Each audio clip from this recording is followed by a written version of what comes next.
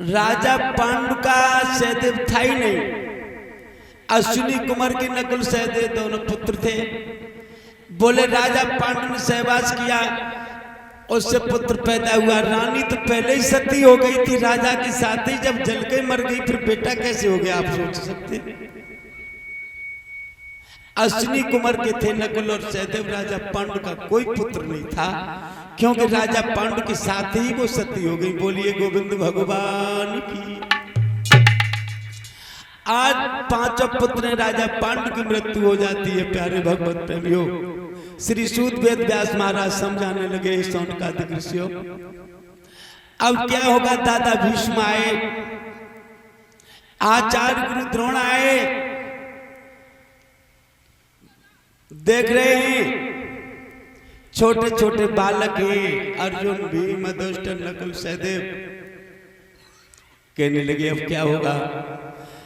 ऐसा है राजा पांडु की मृत्यु हो गई, तब तक दादा को राज दे दिया जाए, दादा राज को संभाल सकते। दादा भीष्म ने कह दिया मैं संकल्प ले चुका हूं, मैं तो कभी राजा ही नहीं बनूंगा, मुझे राजा नहीं बनना। बोले तब तक क्या होगा, जब तक पांडु पुत्र नहीं सियाने हो जाते हैं तब तक तो कोई तो राजा होना चाहिए। कहने लगे ऐसे तो नहीं कोई राजा हो सकता। चारों तरफ से जब सब लोग बैठ गए, एक दिन पारिवारिक लोग बैठ गए और कह दिया अब राजा पांडु की जगह पर धृतराष्ट्र को ही राजा बना दो कुछ समय के लिए, जब तक ये बालक नहीं सियाने होते चले जा रहे।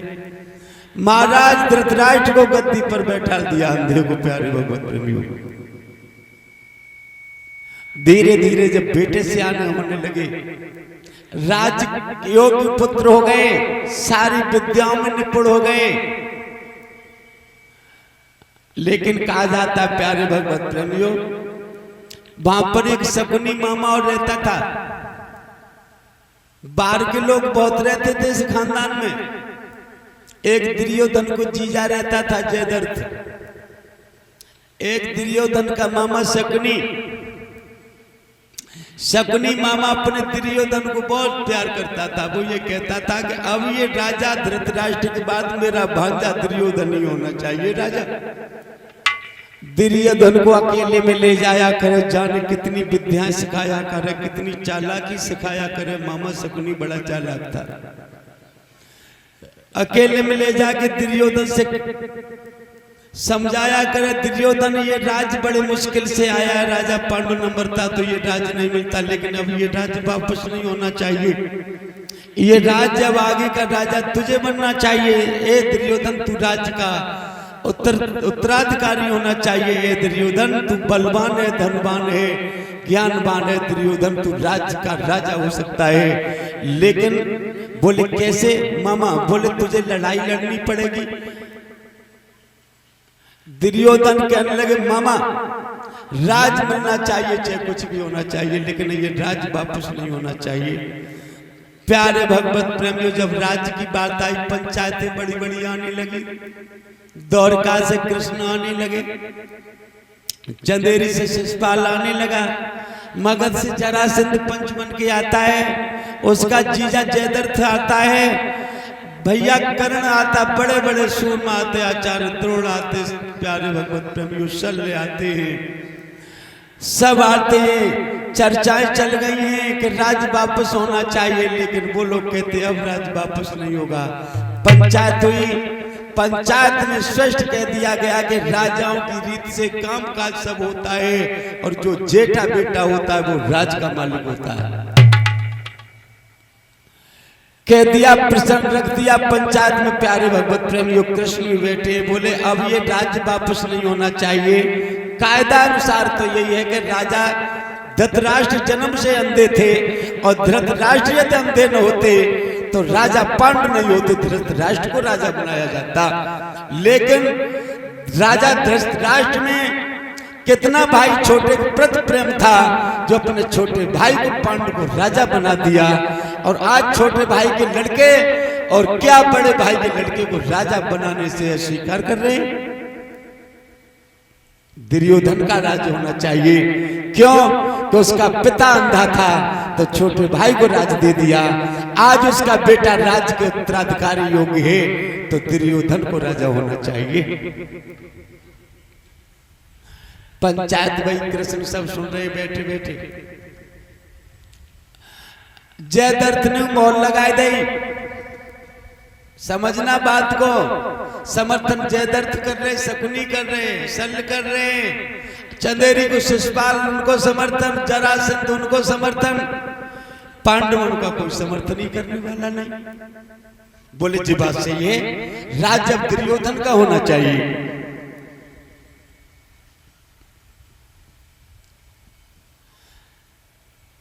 पंचायत हुई शाम को। जैसे शिविर कुंती के राजमहल में आए, राजमाता के कृष्ण को पूछा, बुआ कुंती ने कि ये बता कृष्ण, राज क्या पंचायत हुई है, तुम लोग गए, तू चालाक है कृष्ण। बोले बुआ अब तो बेईमानन के अंडर में पड़ी है, अब तो मुश्किल है कि जो गद्दी वापस आए। धृतराष्ट्र अंधा जरूर है, लेकिन उससे बहुत दूर का दिखाई दे रहा है बुआ। कृष्ण ने समझाया, ए बुआ, धृतराष्ट्र की नियत नहीं है राज वापस करने की, वो अपने दुर्योधन को बनाना चाह रहे हैं और सब लोग दुर्योधन की कह रहे हैं। अब तुम बताओ, ये राज वापस लिया जाएगा तो युद्ध जरूर होगा बुआ। बोले कृष्ण, युद्ध नहीं होना चाहिए, लड़ाई झगड़ा नहीं होना चाहिए। बोले तो समझो कि अब तो दुर्योधन राजा बनेगा। उनकी बिल्कुल देने की इच्छा नहीं है, हम सब कुछ सुनाए वहां की उनकी चाले लीला। प्यारे भक्तों, कृष्ण कहने लगे बुआ एक उपाय तो है। बोले क्या? बोले कानून के हिसाब से हम अपना हिस्सा तो ले सकते हैं।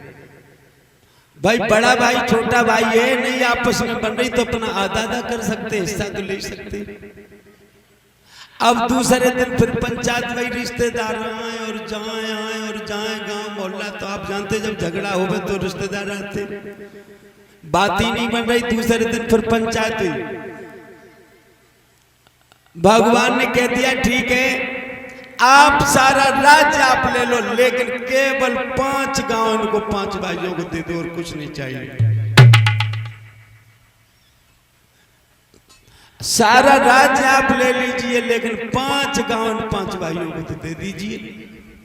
बंटवारा चाह रहे अब आप कुछ भी करिए। पंचन ने कही हाँ जी बात सही रही, बिल्कुल 5 गांव इन्हें दे दे। बोले ठीक है, 5 गांव मांग रहे मांग लो।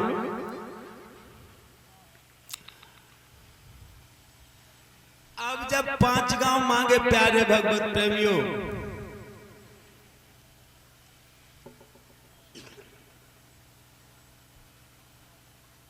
बड़े चालाक थे प्यारे भगवत। कहने लगे भैया सिगरो राज तुम्हारो, जामे हेला ना है हमारो, भैया सिगरो राज तुम्हारो। 5 गांव मांगने आए हैं, बसवे को हस्तिनापुर दे दे, वो बसवे को हस्तिनापुर दे दे, पूना और सितारो, भैया सिगरो राज तुम्हारो। हस्तिनापुर एक दे दे, पूना दे दे। जो 5 गांव ऐसे बड़े बड़े मांगे, दुर्योधन ने सोची तो बचोई का तो सब कुछ ले ही रहो है। असली असली चीजें जो ले रहे हो, चालू बनो जहां पंचायत में चलो आओ। 5 गांव देने 100 ही दुर्योधन खड़ा हो गया। बोले अब तो सुई की नोक पर भी मैं देने वाला नहीं हूं। कृष्ण कहने लगे दुर्योधन क्या बात, क्यों नाराज हो रहे? बोले महाराज सुन लो तुम भी, मांगी नाथ बिसौ नहीं देंगे, लड़हारे भूम तज देंगे। युद्ध से सारी भूम का त्याग कर दूंगा, लेकिन मांगने से अब तो सुई की नोक पर भी नहीं देने की चाहे और न देने दूंगा। भगवान कहने लगे तो फिर झगड़े की बात है, युद्ध शुरू हो जाएगा। भगवान चाहते थे कि कैसे भी युद्ध शुरू हो, भगवान भी चाहते थे कि अब युद्ध होना बहुत जरूरी है। भगवान कहने लगे तुम देना नहीं चाहते, युद्ध चाहते? बोले बिल्कुल युद्ध चाहता हूं, लेकिन ये जगह में नहीं दूंगा। भगवान ने तुरंत कहते कोई पंचायत नहीं, फेल फेल फेल फेल। भगवान ने पांडवों को चल दी। बोले भैया सब बेईमानी कर ले, उन्होंने कुछ नहीं दिया, 5 भी काम नहीं दिए, 5 गांव मांगे वो भी कौरवों ने नहीं दिए। प्रचार कर दिया, बोले ठीक अब तो युद्ध होगा। धीरे धीरे प्यारे भगवत प्रेमियों युद्ध की रणनीति बदलती चली गई। जुआ खिलाया, जुआ में द्रौपदी तक जीत ली, सब कुछ जीत लिया चारों तरफ से। प्यारे भगवत प्रेमी इतनी बड़ी चालाकी की है, कभी भैया भैया को परिवार में ऐसी चालाकी नहीं करनी चाहिए। महाभारत की कथा से हमेशा सीख लेना चाहिए, समझ लेना चाहिए। धीरे धीरे वर्णन करते हैं शौनकादिक ऋषि। युद्ध होने लगा, द्रौपदी इधर राज देने के लिए राजी नहीं है, युद्ध की तैयारियां होने लगी कि भैया युद्ध होगा, युद्ध होगा। इधर द्रौपदी चारों तरफ से अपमानित किया गया, द्रौपदी को भी जुआ में जीत लिया। द्रौपदी को नगिन कराया गया, भरी सभा में बेइज्जत कराया गया। भगवान श्याम सुंदर ने उसकी लाज रखी। प्यारे भगवत प्रेमियों, उसके चीर को बढ़ाया। धीरे धीरे फिर युद्ध ऐसा शुरू महाभारत का हुआ, आपको तो पता है कि 18 दिन में 18 छोड़ी सेना समाप्त हो गई। इधर भगवान केवल एक सहारा बने हैं उस अर्जुन के लिए, पांडवों के लिए। वो भी राजमाता कुंती ने कह दिया, है कृष्ण तूने सारी सेना दे दी दुर्योधन को, मेरे ये 5 पांडव करेंगे तो करेंगे क्या, मेरी ये समझ में नहीं आ रही है। एक कृष्ण अब क्या हुआ? द्रोणाचार्य उनके साथ, दादा भीष्म उनके साथ, कर्ण उनके साथ, जयद्रथ उनके साथ, शल्य शकुनी उनके साथ है। इधर युद्ध की रणनीति बन रही है और चाचा विदुर अपनी झोंपड़ी में बैठे बैठे और जमीन पे बैठे बैठे अपनी धरती को खोद रहे, कह रहे ए भगवान ये क्या होगा, ए भगवान ये क्या होगा। चाचा विदुर सोच रहे प्यारे भगवत प्रेमी, लेकिन वहां पर इतने लोग आ चुके हैं दुर्योधन की गुलामी करने के लिए। प्यारे भगवत प्रेमियों, कोई समझदारी की तो बात करने वाला ही नहीं। सारे के सारे लोग आते हैं तो वे ही आते हैं जैसे युद्ध प्रारंभ हो जाए। बोलिए गोविंद भगवान की।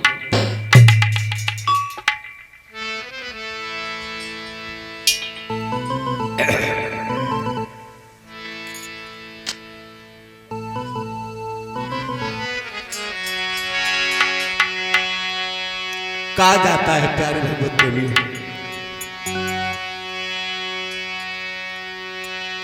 कि देश धर्म की आजादी पर लाखों मरते देखे हैं और टुकड़े खोर गुलाम गुलामी करते देखे हैं,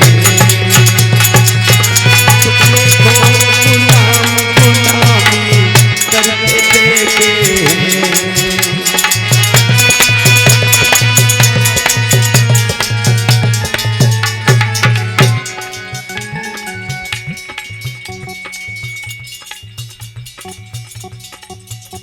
संजा को एक ग्रांत नीची तो खयो नहीं, जिम्बो मालूम है।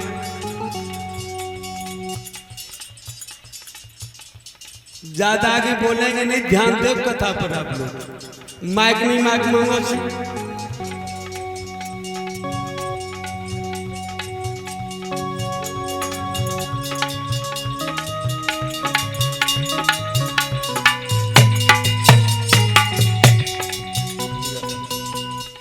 हमने आपसे फोन कहा जाता है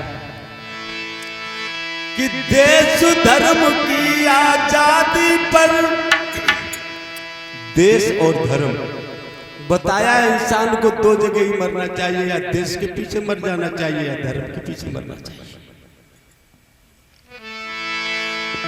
कि देश धर्म की आजादी पर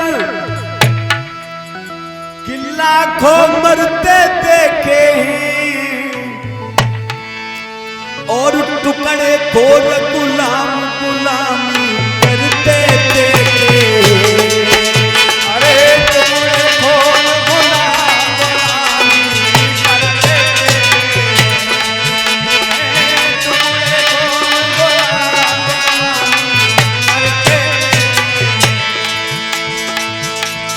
क्यों कहा? दुर्योधन दरबार एक दिन सभा लगी थी भारी। भैया दुर्योधन दरबार एक दिन सभा लगी थी भारी। जय हो।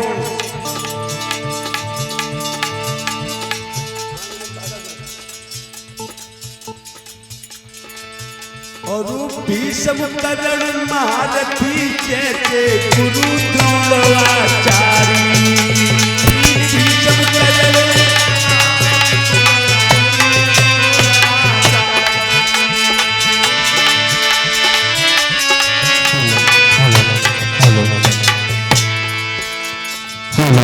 हेलो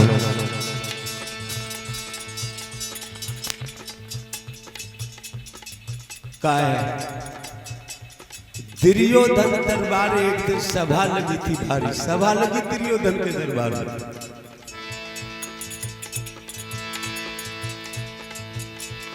दुर्योधन दरबार एक दिन सभा लगी थी भारी।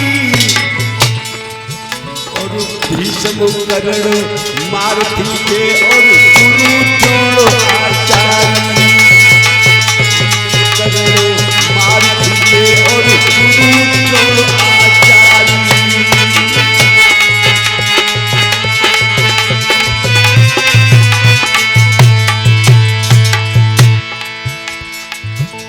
स्वार्थवादी नारी नबाई की बेटे भूमि टटोली।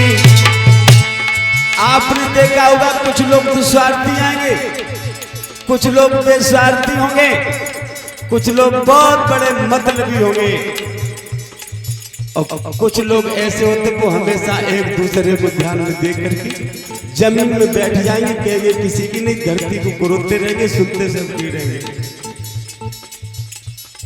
स्वार्थवादी नारी नबाई की बेटे भूमि टटोली।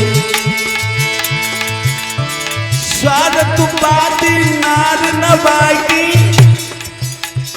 बेटे भूमि टटोली। और अनरत सब हो न जाई पितुर चारो बोले।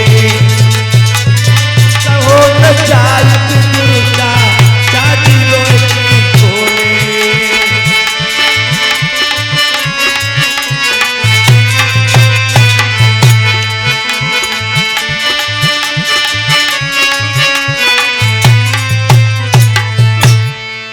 बताया है दुर्योधन दरबार एक दिन सभा लगी थी भारी। भीष्म कर्ण मारती जैसे गुरु द्रोणाचार्य। स्वार्थवादी नार नबाई की बेटे भूमि टटोले। और अनरत से उन्हें जाए पितृ चाचा रोए के बोले। पितृ चाचा के आंखों में आंसू आ गए।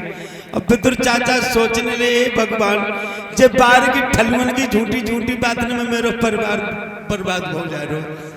मेरे भाइयों की जब पुत्र आपस में लड़ रहे हैं क्यों कि ये बाहर के लोग मानेंगे नहीं, झगड़ा जरूर करा देंगे। बोलिए गोविंद भगवान की जय हो।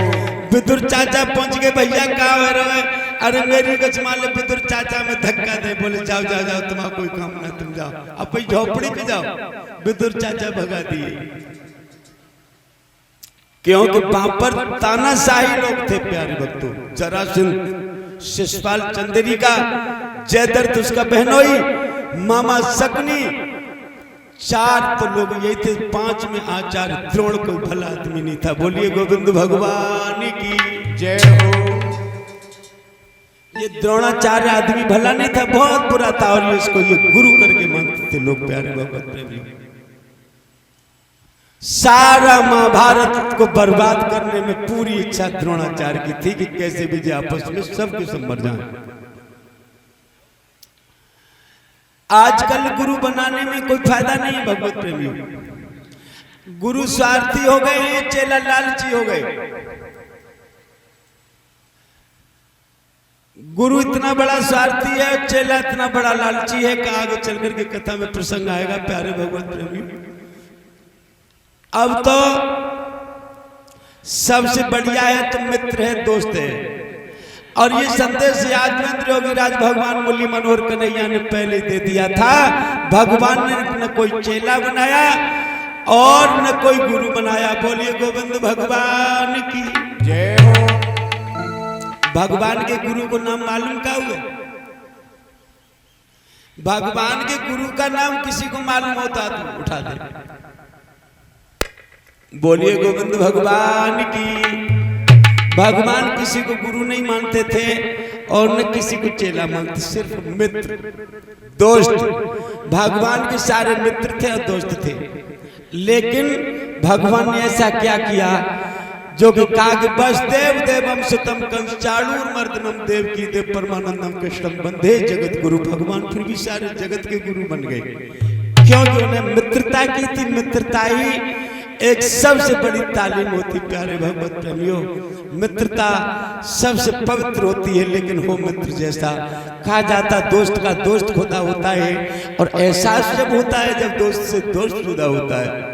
प्यारे भगवत प्रेमियों, आज वर्णन करने लगे श्री सूत वेद व्यास महाराज समझाने लगे हैं युद्ध की संभावना बढ़ती चली जा रही है। जमीन बिल्कुल देना नहीं चाह रहे, राज्य देना नहीं चाह रहे। पांडव द्रौपदी को नंगा करा दिया, अपमानित कराया गया।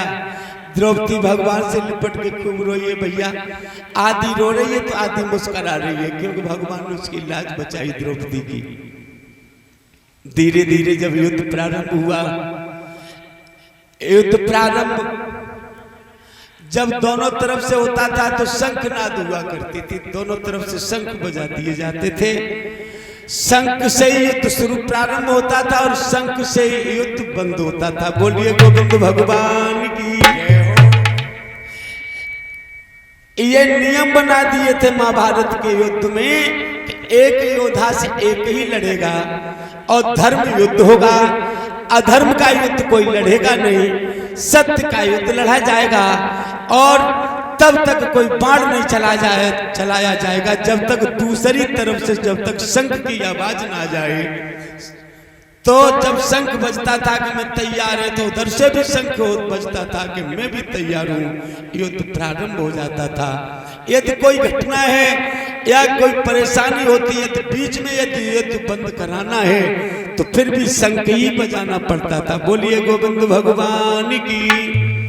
युद्ध हो रहा, दूसरी तरफ से किसी ने शंख बजा दिया तो दूसरी तरफ का पीठ रुक जाता था। युद्ध में योद्धा युद्ध नहीं करता था। ऐसा धर्म युद्ध था प्यारे भगवत प्रेमियों। एक पे एक लड़ेगा, एक पे एक ही लड़ते रहे प्यारे भगवत प्रेमियों। धर्म युद्ध रहा और जब अभिमन्यु का वध कराया गया तो इन्होंने बहुत बड़ा धोखा किया। अभिमन्यु का वध कराया तो देखिए द्रोणाचार्य ने और मरवाने के लिए कैसा चक्रव्यूह रचा। चक्रव्यूह ये द्रोणाचार्य की चाल थी जो ऐसा चक्रव्यूह बनाया प्यारे भगवत प्रेमियों को एक बार अंदर आदमी अंदर चला जाए तो फिर बाहर न निकल पाए, रास्ता भटक जाए।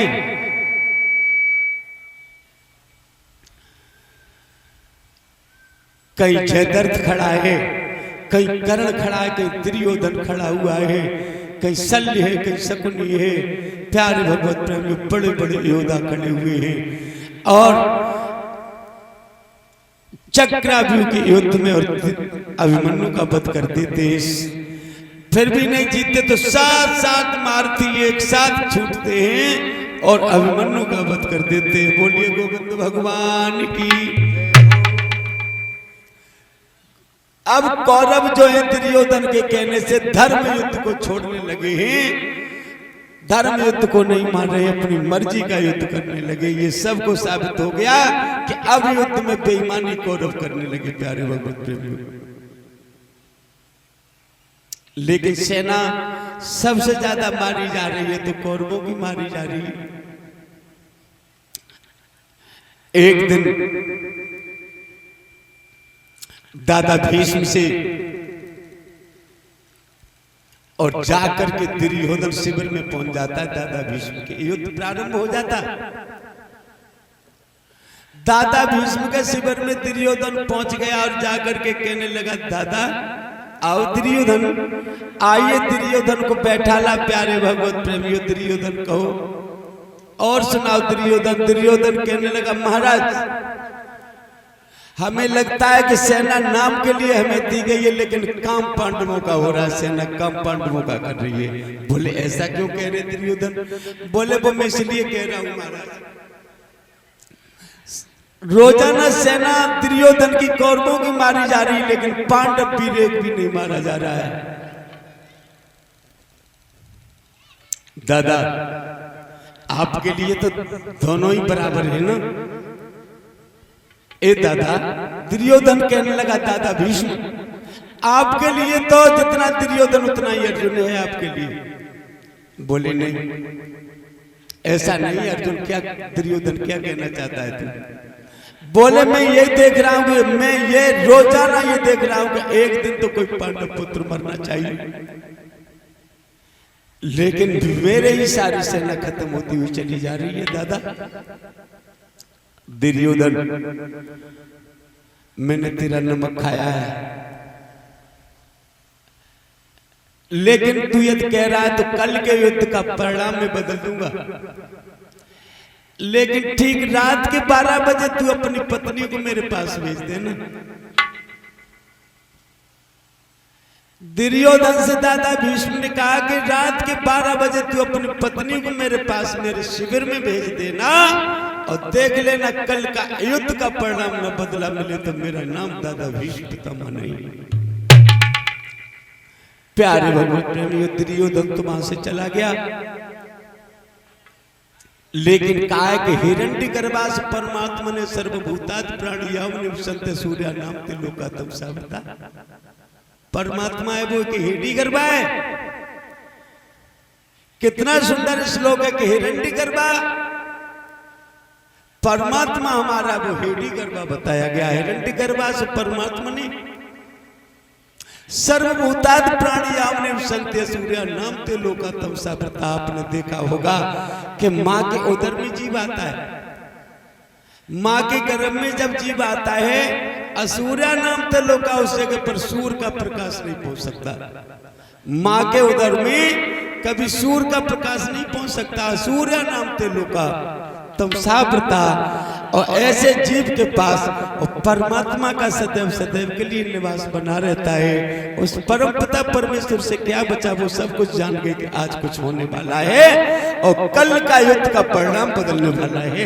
दादा भीष्म ने समझ कहा है और एकदम उसी समय भगवान कृष्ण मुरली मनोहर कन्हैया और सीधे जाकर के रात के 12 बज रहे समझ गए और सीधे रात के 12 बजे सीधे कोई नहीं, सब सो रहे अपने अपने शिविरों में और भगवान श्याम सुंदर और द्रौपदी के शिविर में अचानक पहुंच जाते रात के 12 बजे। द्रौपदी ने देखा, कृष्ण ए भैया तुम रात को यहाँ शिविर में कैसे आए? भाग करके भगवान ने हाथ पकड़ा द्रौपदी का, भाग करके बोले कहाँ ले जा रहे? बोले जल्दी आ, द्रौपदी का जब हो जाएगा। भाग गया द्रौपदी। कहाँ ले जा रहे? बोले बाद में सब तुझे पता चल जाएगा कहाँ ले जा रहा हूँ। प्यारे भगवत प्रेमियों, जैसे द्रौपदी चली और जैसे घासों के अंबार लगे हुए हैं और द्रौपदी पैर फिसल गया, पैर की जूतियां निकल गई। प्यारे भगवत प्रेमियों, पैरों में ब्लड खून लगा हुआ, मांस के लोथड़े पड़े, बॉडी पड़ी हुई है। भगवान खींच करके हाथ को द्रौपदी को लेकर के जा रहे हैं। पूछ रही बार बार द्रौपदी कहाँ भैया लेके कृष्ण जा रहे हो रात को समय? बोले जल्दी आओ द्रौपदी। और सीधे प्यारे भगवत प्रेमियों द्रौपदी को ले जा करके दादा भीष्म के शिविर में पहुंचा दिया भगवान ने। कोई नहीं जान पाया, आधी रात है, अंधेरा है। द्रौपदी कहने लगी भैया किस लिए, क्या मुझे कुछ तो बता दो। बोले कुछ नहीं, केवल दादा भीष्म के चरणों में गिर जाना, मस्तक रख दो। इस समय दादा भीष्म अपने योग ध्यान में है, नेत्र बंद है दादा भीष्म के। द्रौपदी ने जाकर के मस्तक रख दिया है प्यारे भगवत प्रेमियों दादा भीष्म के चरणों में। श्री सूत वेद व्यास महाराज समझाने लगे सौनकादिक ऋषियों उसी वक्त, और जब योग ध्यान से जैसे नेत्र खुले हैं बाबा दादा भीष्म के, उसी समय देखा है कि कोई अबला नारी मेरे चरणों में पड़ी हुई है, तुरंत ही दादा भीष्म के तुरंत मुखारबिंद से तुरंत ही वरदान निकलता है कि सदा सौभाग्यवती रहो। बोलिए गोविंद भगवान की। आप सौभाग्यवती रहिए, आपका सुहाग अमर रहना चाहिए, मैं तुम्हें वरदान देता हूं। प्यारे भगवत प्रेमियों, तुरंत द्रौपदी खड़ी हो गई, कहने लगी दादा। तब तक भगवान शिविर में घुसे चले आए, बोले दादा आप क्या कह रही? आपने तो दुर्योधन को वचन दिया है कि कल एक कुंती पुत्र मारा जाएगा युद्ध में, और द्रौपदी को आप सौभाग्यवती का वरदान दे रहे हैं। दादा भीष्म कहने लगे मैं समझ गया कृष्ण, इस द्रौपदी को लाने वाला केवल कृष्ण तू है। एक कृष्ण, इस द्रौपदी को लाने वाले सिर्फ तुम हो। बोले दादा आपका तो प्रण टूट गया, आपका वचन तो बेकार हो गया दादा, तुम्हारा कल का प्रण कुछ और था, लेकिन ये क्या हो गया? इधर द्रौपदी को वरदान दे रहे हैं सौभाग्यवती का, उधर कुंती पुत्र का वध कर रहे हैं आप। दादा भीष्म कहने लगे कृष्ण, यदि तुमने मेरा प्रण तोड़वा दिया है तो समझ लेना कल के युद्ध में मैं तुम्हारा भी प्रण तोड़वा दूंगा। क्योंकि भगवान कृष्ण ने यह प्रण किया था कि मैं महाभारत के युद्ध में अर्जुन के साथ जरूर रहूंगा, लेकिन शस्त्र धारण नहीं करूंगा, युद्ध नहीं करूंगा। लेकिन दादा भीष्म जब जाते हैं युद्ध करने के लिए, प्यारे भक्त इस तरीके से बाण छोड़ रहे हैं, अर्जुन अपना गांडी भी नहीं संभाल पा रहा है। अर्जुन खड़ा रथ में, भगवान बाग डांटे हैं, रथ को आगे बढ़ा रहे हैं, भगवान इशारा कर रहे हैं, अर्जुन क्या कर रहे हो? कहने लगे क्या करूं दादा भीष्म के बाण आ रहे हैं, इधर से निकल रहा है, कोई बाण इधर से आ रहा है, पेट से होकर के निकल जाता है, कोई रथ में जाके पड़ता है। अर्जुन को होश नहीं आने देते दादा भीष्म कितने बाण पड़ रहे हैं धनाधन। कृष्ण कह रहे हैं क्या कर रहे हो? दादा भीष्म कितने बाण आ रहे प्यारे भगवत, अर्जुन को निशाना नहीं देने दे रहे हैं। समझ गए प्यारे भगवत प्रेमियों को दादा भीष्म छोड़ने वाले नहीं। कृष्ण बार बार कह रहे अर्जुन देखो क्या हो रहा है। अर्जुन कह रहे हैं कृष्ण दादा के सामने टिका नहीं जा रहा है। दादा भीष्म इस समय बड़ी क्रोध में है। प्यारे भगवत प्रेमियों कृष्ण समझ गए कि इस समय अर्जुन भी अब तटस्थ है, युद्ध नहीं कर सकता। तुरंत ही सुदर्शन चक्र लेकर के और जैसे रथ से कूद जाते कृष्ण, आवाज आती दादा। प्यारे भगवत प्रेमियों जो आवाज सुदर्शन चक्र को जो भगवान छोड़ने की कोशिश करते हैं, तब तक दादा भीष्म को अपना शंख बजा देते। बोलिए गोविंद भगवान की। दादा भीष्म ने शंख बजा दिया, मुस्कुरा करके रथ अपना आगे लाए और कहने लगे कृष्ण प्रण मैंने तुम्हारा भी तोड़वा दिया। तुमने ये कहा कि मैं शस्त्र धारण नहीं करूंगा, लेकिन तुमने सुदर्शन धारण चक्र किया। प्रणाम किया भगवान कृष्ण ने दादा भीष्म को। प्यारे भगवत प्रेमियों ऐसी ऐसी बलशाली युद्ध में धराशायी हो गए। दादा भीष्म जब भगवान कृष्ण का प्रण तोड़वाया, कृष्ण कहने लगे दादा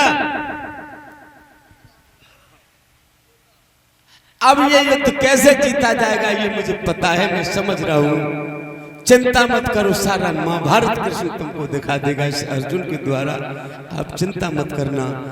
कितनी राजनीति भगवान ने फिर सरसैया पे लटवा दिए दादा भीष्म अर्जुन के हाथों से। समझ गया दुर्योधन अब क्या होगा जब दादा जैसे भीष्म पितामह जैसे युद्ध हार जा रहे हैं और मारे जा रहे, सरसैया पे लेट रहे हैं, हम लोग क्या करेंगे। ये कृष्ण बड़ा चालाक है, जो उधर ही साइड में रथ को लेकर के जाता है, जिस तरह से इसका सटीक निशाना होता है। प्यारे भगवत प्रेमियों दूसरा दिन हुआ और सीधे जा करके कर्ण के पास दुर्योधन पहुंच जाते हैं। कर्ण के शिविर में कर्ण का अंग पुत्र कर्ण कहने लगा आओ ए भैया दुर्योधन आइए आप। आज प्यारे भगवत प्रेमियों अंगपुत्र को बुलाया कर्ण ने बैठा ला अपने शिविर में, आपस में वार्तालाप होता है। कहिए दुर्योधन आप क्यों चल करके आए, मुझे खुद बुला लिया होता, कर्ण तुम्हारे शिविर में ये अंगराज आ गया होता। प्यारे भगवत प्रेमी उसी समय अंगराज कर्ण से कहने लगे, दुर्योधन एक कर्ण हमें ये बताओ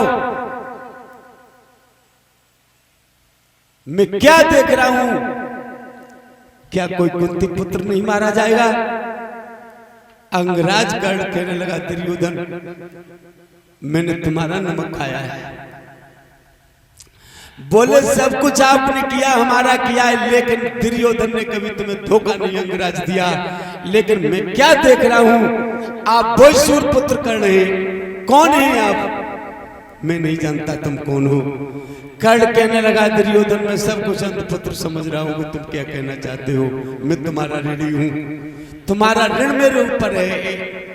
अंधपुत्र क्या आप कहना चाहते हो? कर्ण कहने लगा, दुर्योधन कहने लगा, मुझे पूछ रहे क्या चाहता हूं? मुझे युद्ध जीतना है कर्ण, युद्ध जीतूंगा मैं युद्ध हारना नहीं चाहता, मैं सिर्फ युद्ध जीतने के लिए मैंने युद्ध छेड़ा है। मुझसे क्या चाहते हो? क्या चाहूंगा तुमसे, क्या उम्मीद करूंगा? आप कह रहे हो एक कुंती पुत्र नहीं मारा गया, पांचों के पांचों तैयार खड़े हुए।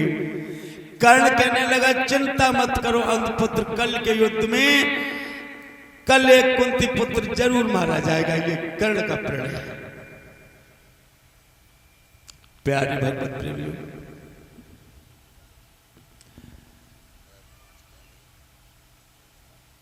कर्ण ने प्रतिज्ञा करती है युद्ध की कि कल कुंती पुत्र मारा जाएगा। श्री सूत वेद व्यास महाराज सम्मान, और इन्हीं के साथ साथ में आदरणीय श्री कालीचरण सिंह ग्राम खंगरपुर वाले 50 मुद्राओं का सम्मान तौर पर ये दान भेज रहे हैं। और 50 मुद्राएं श्री राम भरोसे सिंह यादव जी, ये खटुलिया वाले इसी गांव निवासी, ये 50 मुद्राओं का दान दे रहे हैं। बहुत ही बहुत बधाई। वेद भगवान हमेशा इनकी हर मनोकामना को पूर्ण करें, घर आंगन को खुशियों से भर दें। बोलिए गोविंद भगवान की। आज भगवान मुरली मनोहर कन्हैया को मालूम पड़ गया, प्यारे भगवत प्रेमियों, कि कर्ण ने वादा किया है, संकल्प किया, प्रतिज्ञा की है कि कल एक कुंती पुत्र युद्ध में धराशायी हो जाएगा। प्यारे भगवत प्रेमियों, सीधे शिविर में राजमाता कुंती बुआ के शिविर में आगे कृष्ण, पांचों पांडव बैठे हुए हैं। बुआ कुंती आकर के कृष्ण के पास आ गई, कहने लगी, कृष्ण मेरे ये पांचों लड़ तो लेंगे, लेकिन इनमें इतनी बुद्धि ना है। कृष्ण केवल तू एक चालाक है, एक कृष्ण मेरा और कोई है नहीं, एक कृष्ण इनको कुछ हो जाना नहीं चाहिए, कृष्ण तू एक शत्रु है। कृष्ण कहने लगे, बुआ चिंता मत करो, लेकिन बोले मेरी जहां जरूरत पड़ जाए।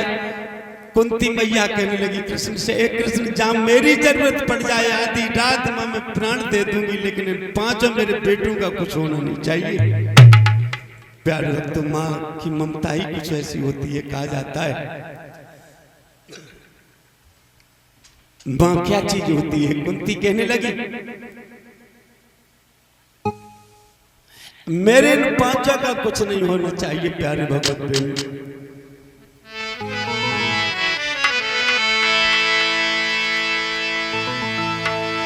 कि मथुरा में जाओ राधा श्याम मिलेंगे, हनुमत के सीने में सिया राम मिलेंगे, और माँ बाप के चरणों में चारों धाम मिलेंगे। माँ बाप के चरणों में चारों धाम मिलेंगे। माँ बाप के चरणों में चारों धाम मिलेंगे। कहा जाता मामा होती। प्यारे भगवत प्रेमियों, समझाने लगी कृष्ण को कुंती मैया। समझने वालों को समझ लेना चाहिए कि देखिए कितनी माँ की ममता, हाथ जोड़े कृष्ण के सामने खड़ी है कि मेरे पांचों का कुछ नहीं हो जाना चाहिए। लेकिन ऐसी द्रौपदी जैसी माँ का हम लोग अनादर करते हैं, हमें कभी अनादर नहीं अपनी माताओं का करना चाहिए। कहा है माँ जन्म की दाता है, माँ भाग्य की दाता है, जन्म की दाता है, माँ भाग्य की दाता है, माँ जन्म की दाता है, माँ भाग्य की दाता है, माँ जन्म की दाता है, माँ भाग्य की दाता है। वेदों में आता है, इतिहास बताता है, वेदों में आता है, इतिहास बताता है, वेदों में आता है, इतिहास बताता है। ऐलानी चरणों का तो सम्मान करेंगे, माँ बाप के चरणों में चारों धाम मिलेंगे, माँ बाप के चरणों में चारों धाम मिलेंगे, माँ बाप के चरणों में चारों धाम। बताया माँ ब्रह्मा विष्णु की, माँ नारद शिव की थी, माँ ब्रह्मा विष्णु की, माँ नारद शिव की थी, माँ ब्रह्मा विष्णु की, माँ नारद शिव की थी, माँ ब्रह्मा विष्णु की, माँ नारद शिव की थी। ये रचना कब की थी, माँ राम कृष्ण की थी, ये रचना कब की थी, माँ राम कृष्ण की थी। और इनके चरणों में विश्राम करके, के चरणों में विश्राम करेंगे, माँ बाप के चरणों में चारों धाम मिलेंगे, माँ बाप के चरणों में चारों धाम। मथुरा में जाओ तो श्याम मिलेंगे, माँ बाप के चरणों में चारों धाम मिलेंगे, माँ बाप के चरणों में चारों धाम मिलेंगे। कितना माँ संघर्ष अपने पुत्रों के लिए करती है तो माँ ही जानती है। बोलिए गोविंद भगवान की जय हो। आदि का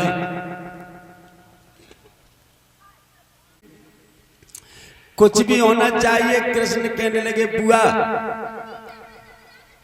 कल का युद्ध बहुत खतरनाक है। बोले क्यों? बोले बुआ जी कल का युद्ध बहुत खतरनाक है। कुंती बुआ कहने लगी कृष्ण मेरे बेटों का कुछ नहीं होना चाहिए, इतना तो ध्यान रख ले। मेरे भीम अर्जुन नकुल सहदेव का कुछ नहीं बिगड़ना चाहिए, इतना कृष्ण तो ध्यान रख ले, तेरी जिम्मेदारी है। भगवान कहने लगे बुआ केवल मेरी जिम्मेदारी, आपकी जिम्मेदारी कुछ नहीं। बोले मेरी जहां जरूरत पड़े कृष्ण में आधी रात खड़ी हूं, मेरी जान पहले चली जाए लेकिन अपने बेटों को मेरे लिए कुछ नहीं होने दूंगी। बोले इस समय तुम्हारी जरूरत है, तुम चाहो बुआ तो युद्ध टल सकता है, तुम्हारे बेटे बच सकते हैं, नहीं तो कल एक बेटे की जान जा सकती है। बोले पता मैं क्या करूं? आज राजमाता ने जैसे ही कहा तैसे भगवान श्याम सुंदर कहने लगे बुआ कल के युद्ध में कर्ण ने प्रण किया है, प्रतिज्ञा की है कि कुंती पुत्र कल के युद्ध में मारा जाएगा। कर्ण ने ये प्रतिज्ञा की है। और कुंती कहने लगी मैं क्या करूं, मेरे लिए बता। भगवान कहने लगे तुम ये करो, कर्ण दानी है, दानी कर्ण दान करता है, आप उसके शिविर में शीघ्र चले जाओ और जो गुरु परशुराम ने जो 5 बाण दिए वो 5 बाण मांग लाओ, जैसे कर्ण दे उस तरीके से कैसे भी न कैसे उन 5 बाणों को तुम लेकर के चले जाओ तो बहुत भला हो जाएगा। और बुआ जी वो कोई साधारण बाण नहीं है, भगवान ने समझाया, आपको जाना पड़ेगा और नहीं जाओगी तो समझ लेना आप जा सकती हो उस कर्ण के यहाँ प्यारे भगवत प्रेम जैसे भगवान मुरली मनोहर कन्हैया ने जैसे राजमाता कुंती से कहा।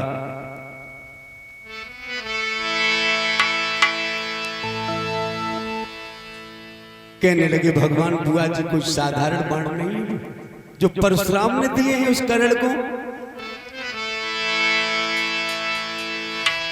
एक बाण से सुन कुंती ये ब्रह्मलोक हिल जाएगा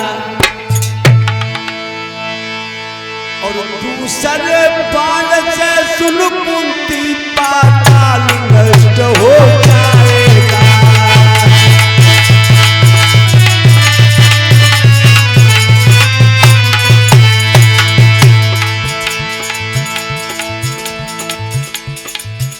हे राजमाता, दूसरे बाण से सुन कुंती पाताल नष्ट हो जाएगा।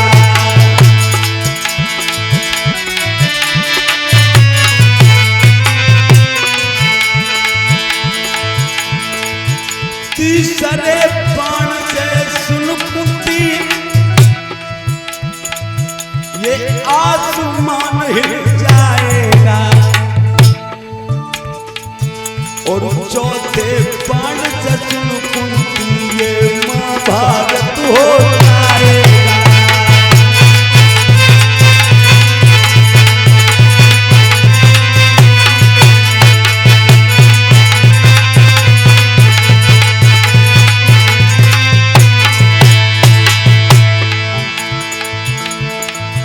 मैं सत्य तुम्हें समझाता हूँ, अंधेर नया मच जाएगा और साफ समझ ले तू और शेष पांचवा बाण पीछे शेष धरा रह जाएगा।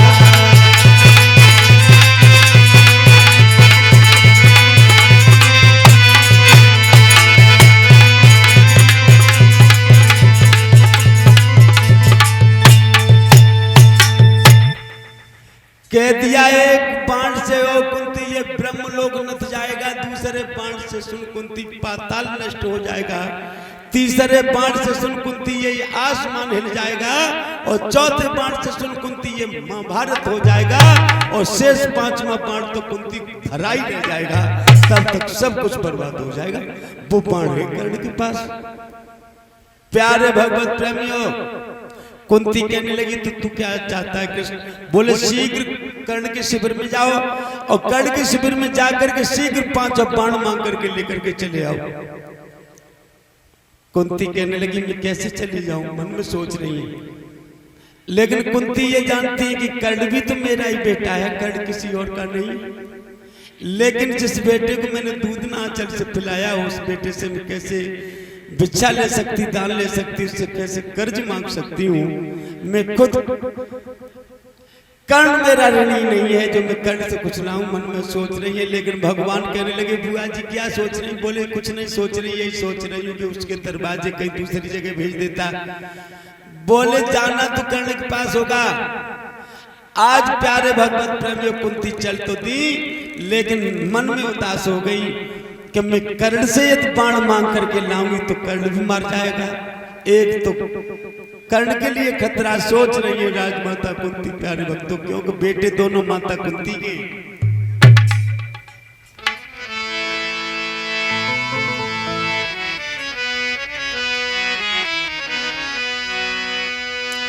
के कुंती मन में करे विचारी, कैसे मांगे बाण करण पे। कुंती मन में करे विचार, कैसे मांगे बाण करण से। कुंती मन में करे विचार, कैसे मांगे बाण करण पे। कुंती मन में करे विचार, कैसे मांगे बाण करण से। सोच ली राजमाता कि मैं कर्ण से बाण मांगू तो मांगू कैसे भला? देखिए महाभारत के युद्ध में सारे देवताओं ने ताकत लगा दी थी। इंद्र चलाया था, इंद्र कवच और कुंडल मांग के चला गया था कर्ण से। आगे गई कुंती रानी, जग सूर करी अगुमानी। आगे गई कुंती रानी, जग सूर करे अगुमानी।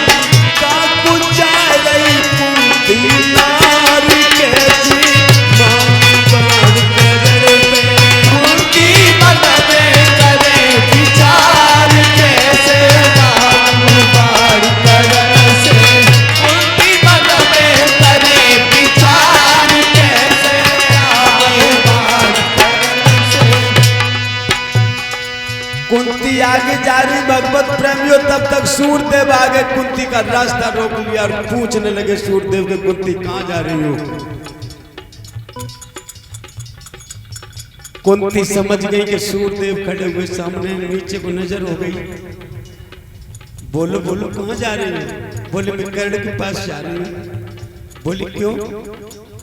कर्ण आपका कौन है जिसके पास आप जा रही? कौन है कर्ण आपका? क्या दे दिया आप कर्ण को? दे चुकी हो कुछ? तुम कर्ण का अपमान नहीं, अपमान तो तुम मेरा कर रही हो। कुंती तुम यदि मुझे न बुलाती मैं कभी तुम्हारे पास नहीं आता। तुमने सारे देवताओं का आह्वान करके तुमने पुत्रों को जन्म दिया और मेरा भी तुमने आह्वान किया, इसलिए तुम हमारे कर्ण को मारने के लिए मरवाने के लिए जा रही हो। क्या कर्ण की तुम मान नहीं हो? सूर कहने लगे कुंती कर्ण मेरा पुत्र है, मेरा बिंदु कर्ण है, लेकिन तुम अच्छा नहीं राजमाता कर रही हो। कुंती समझाने लगी, सूर भगवान से कहने लगी महाराज मैं लोक लज्जा के कारण मैंने कभी भी कर्ण को पुत्र नहीं समझा, इसलिए आज वो लोक लज्जा का कारण ही मुझे सता रहा है, जो कि आज लोक लाज के कारण कर्ण मेरा पुत्र नहीं है। अब हम जो हो रहा है उसे होने दीजिए, आप चले जाइए। बोले तुम ठीक नहीं कर रही हो कुंती, क्योंकि पुत्र कर्ण मेरा है, मेरा बिंदु है। इंद्र अर्जुन को बचाने में लगे, ये सूर्य है वो कर्ण को बचाने में लगे। प्यारे भगवत प्रेमियों देखिए महाभारत में किस तरीके से युद्ध हो रहा है। आज सूर्य भगवान चले जाते कुंती से कहकर के, लेकिन धीरे धीरे कुंती और तब तक कर्ण के शिविर के पास पहुंच जाती है। प्यारे भगवत प्रेमियों बाण मांगने के लिए, तो क्या देखा है, जैसे कुंती कर्ण के शिविर के पास पहुंचे तैसे कर्ण खड़ा हुआ है इस तरीके से। प्यारे भगवत प्रेमियों अग्नि में तप रहा है, चारों तरफ से इतनी गहरी ज्वाला अग्नि जल रही है। प्यारे भगवत प्रेमियों उस अग्नि में कर्ण खड़ा है और तप रहा है।